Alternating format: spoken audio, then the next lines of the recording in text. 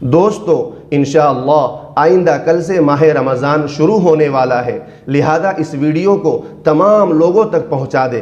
بہت سے لوگ عربی میں قرآن کریم پڑھنا نہیں جانتے ہیں تو وہ انگریزی حروف والا قرآن کریم پڑھتے ہیں اور وہ یہ سمجھتے ہیں کہ ہم قرآن کریم کی تلاوت کرتے ہیں، حالانکہ ایسا نہیں ہے۔ میں آپ کو مثال سے سمجھاتا ہوں، دیکھیے اسکرین پر یہ عربی کے 4 الفاظ ہیں، غلّ، ظل، ذل، ذل۔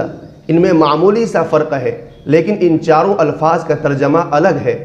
غلّ وہ گمراہ ہو گیا، ظل ہو گیا یعنی کوئی کام ہو گیا، ذل ذلیل اور رسوا ہوا، ذل وہ پھسل گیا۔ چاروں کا ترجمہ الگ ہے، لیکن اگر ان چاروں الفاظ کو انگریزی حروف میں لکھنے جائیں گے تو کوئی بھی فرق نہیں کر پائیں گے۔